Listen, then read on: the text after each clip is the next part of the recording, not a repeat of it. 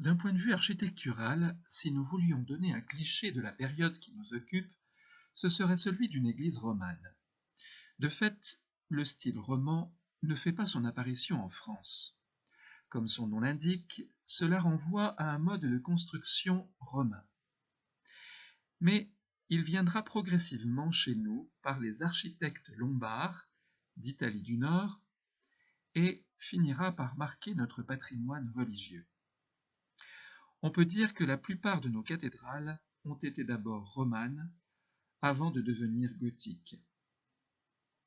Certaines le sont restées, comme la cathédrale Notre-Dame du Puy, en Auvergne, ou bien encore la cathédrale de Saint-Brieuc, en Bretagne. Il y a aussi encore bon nombre d'églises romanes, surtout dans le centre de la France, comme à Saint-Nectaire, Brioude ou Issoire. Mais ce sont surtout les monastères ou prieurés qui constituent les monuments les plus remarquables, comme à Vézelay, Conques ou Moissac.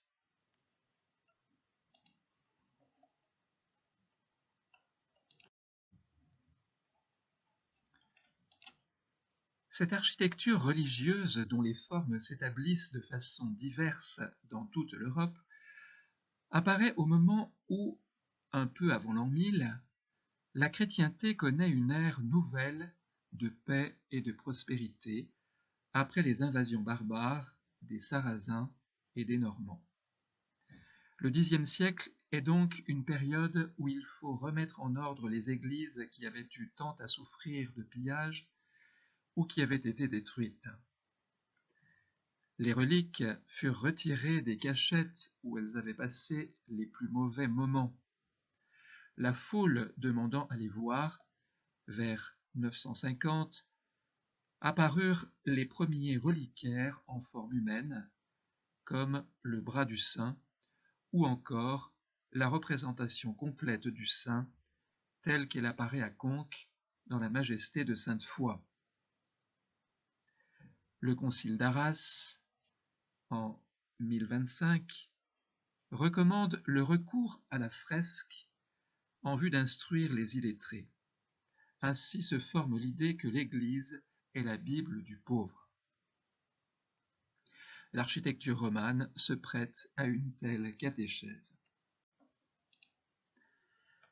Au point de vue architectural, la voûte en pierre qui se généralise à l'époque romane succède à la charpente en bois reposant sur des piliers.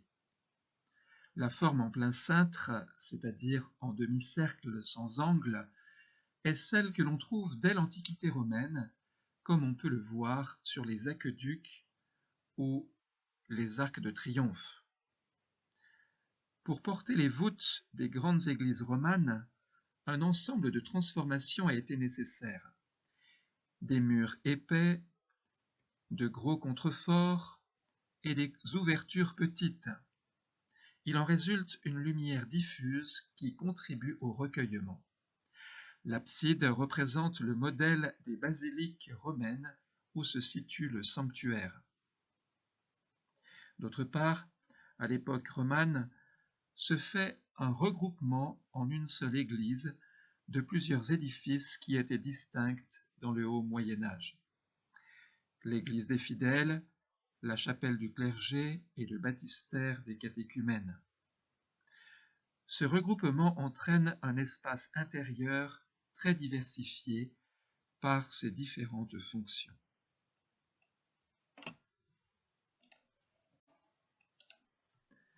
L'architecture romane met en valeur le sanctuaire, le lieu sacré. Celui-ci peut avoir des formes diverses. Dans certaines églises, le sanctuaire est au-dessus d'une crypte et se trouve surélevé par rapport à la nef.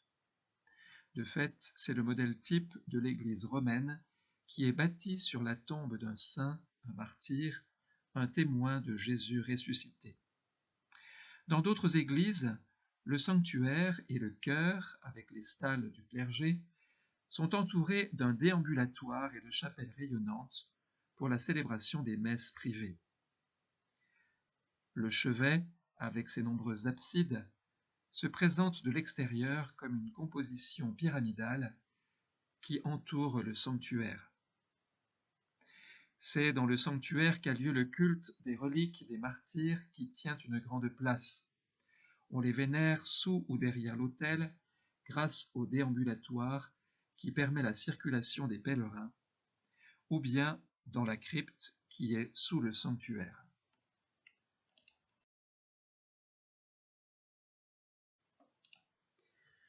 Ce qui, dans les premières églises romaines, était représenté par des mosaïques, l'est dans l'art roman par la sculpture religieuse, qui est une grande nouveauté dans l'art.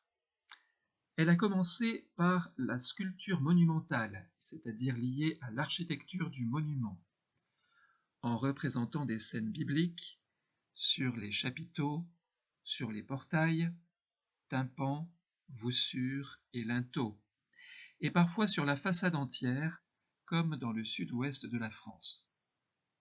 Cela a été un moyen nouveau de catéchèse.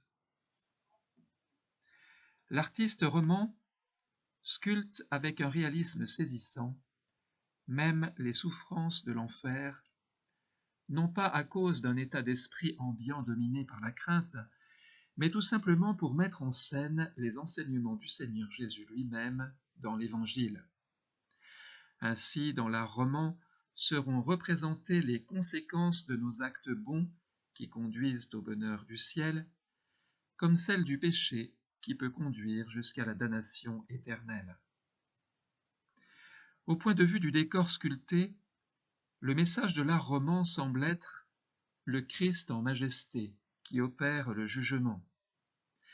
L'image dramatique du jugement dernier, avec les visions redoutables de l'Apocalypse, est un appel à la conversion. Le diable et les monstres ont une grande place dans la décoration romane. Ils expriment les forces déchaînées du mal. Pour entrer dans le paradis, dont le sanctuaire des églises est l'image, il nous faut passer par le Christ qui est la porte.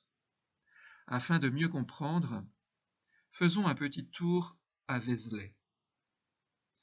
Le Christ en majesté est représenté au-dessus de la porte comme juge des vivants et des morts. Il faut passer par lui, mais on n'accède pas directement au sanctuaire. Il faut d'abord passer par le narthex, sorte de sas d'entrée sombre qui nous habitue à la pénombre, afin de pouvoir apprécier ensuite la lumière de l'église tamisée par les vitraux souvent petits.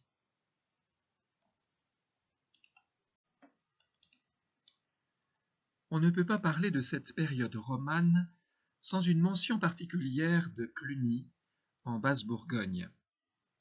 En effet, cet ordre monastique, qui est né au début du Xe siècle, a connu un développement considérable, dont le père abbé se trouve à la tête de 2000 monastères au prieuré et de 50 000 moines.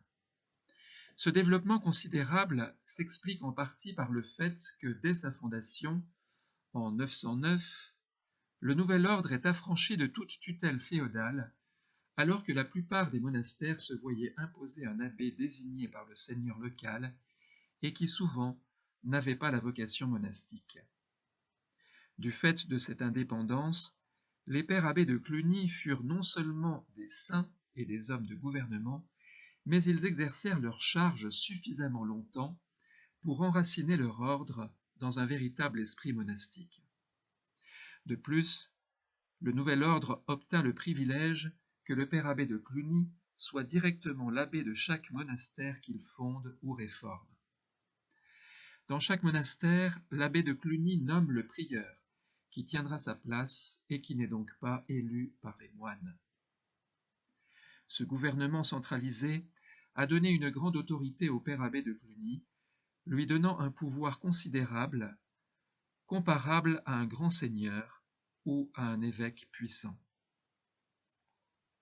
Enfin, il obtient le privilège de son indépendance par rapport aux évêques diocésains eux-mêmes, de sorte qu'il ne dépendait que du Saint-Siège. La richesse de Cluny, à la faveur des multiples donations qu'elle obtint, lui permit de somptueuses constructions d'églises plus ou moins grandes, dans un style roman qui va marquer son temps.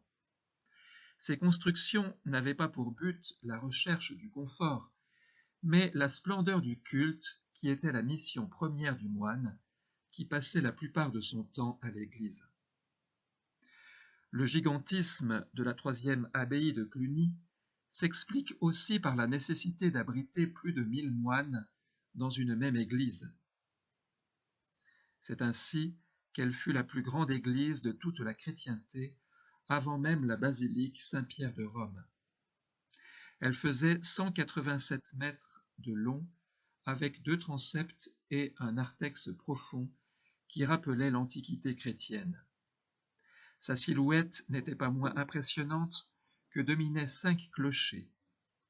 Aujourd'hui, le monument a malheureusement presque complètement disparu, ayant servi de carrière de pierre. Il n'en reste qu'un croisillon grand à lui seul comme une cathédrale. Pareil monument ne pouvait que faire école. Déjà, la seconde abbaye de Cluny avait été un modèle pour le Mont-Saint-Michel.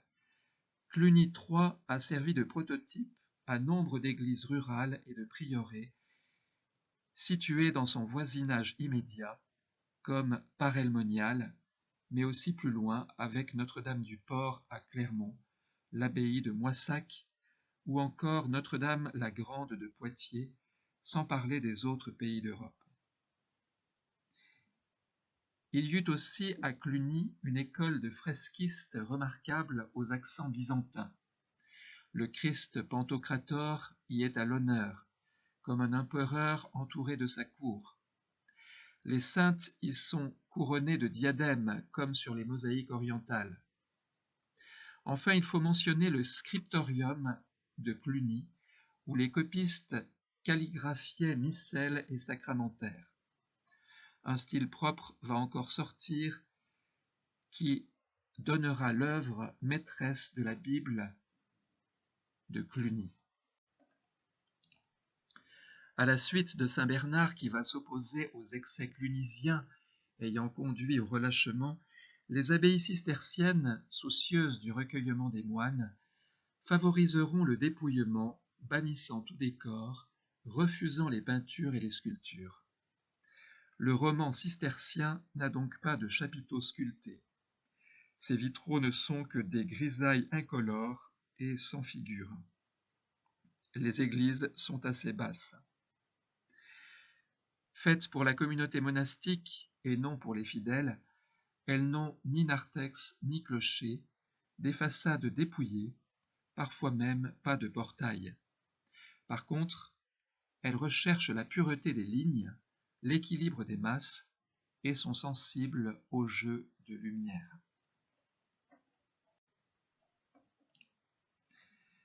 Nous espérons que ces quelques explications vous permettront d'apprécier les nombreuses églises romanes encore présentes dans notre pays et qui constituent une part importante de notre patrimoine culturel chrétien. Seigneur, faites qu'il n'y ait pas que les pierres qui parlent encore de vous dans notre pays. Amen.